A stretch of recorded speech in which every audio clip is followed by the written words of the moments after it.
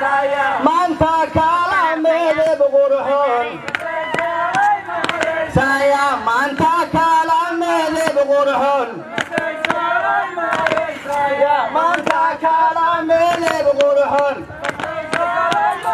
halkan waa daljirka daahsoon ee magaalada caasimadda ah ee Muqdisho waxa isugu yimid kumanaan shacab ah kuwaasi oo taageersan codkii madaxweynaha Jamhuuriyadda Federaalka Soomaaliya taa oo labada baarlamaan uu kaga codsaday in la helo matalaada maqaamka caasimadda Muqdisho si ay ula tartanto maamul goboleedyada kale ee dalka ka jira.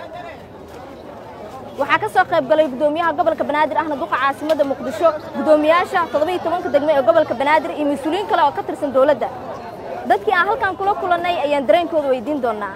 waxaan taageersanahay hadalka ka soo yeeray Maxamed Cabdullaahi Farmaajo oo ahaa Muqdisho hooyadii Soomaaliyeed ee magaalada Muqdisho in la siiyo maqaamkeeda. waa magaalada Muqdisho waa hooyo waxay hooyo hadday maqaam lahayn micna ma sameynayso. marka aad iyo aad u taageersanahay aad iyo aad hankaas wanaagsan ee madaxweynaha ka soo yeeray aad iyo aad u soo dhaweynaa.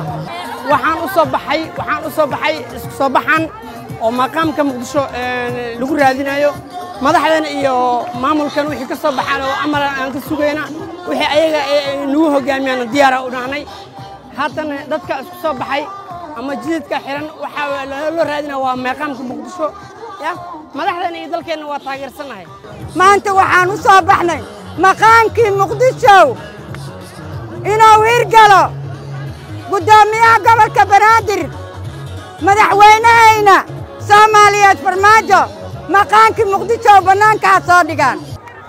maanta xaqiiqo dareenkayga waxaan isleeyahay ma sha Allah ummadda Soomaaliyeed dabcan qaasatan shacabka Soomaaliyeed banaanbaxan maanta isugu soo baxeen aan isleeyahay lagu taageersan yahay madaxweynaha dalka waxaan leeyahay waa dareen aad u wanaagsan marba haddaan muwaadiniin Soomaaliyeed oo aan isleeyahay anigu fikir ahaantaydu madaxweynihii dalka ayaa taageero loo sameeynaya waxaan isleeyahay waa arin aad u wanaagsan.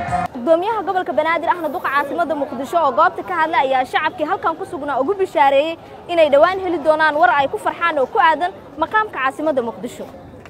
farintii aad ii dhiibteen iyo codsigii madaxweynuhuba maanta wuxuu ag yaallaa labada gole ee baarlamaanka sida aan aaminsanahay aniguna jawaabta labada aqal ma soo daahi doonto waxaana ka imaanaya wax dhammaanteen aan ku faraxno haddii aan leedmo taasoo si wada jira aan u wada damaashaadi doono mar kale.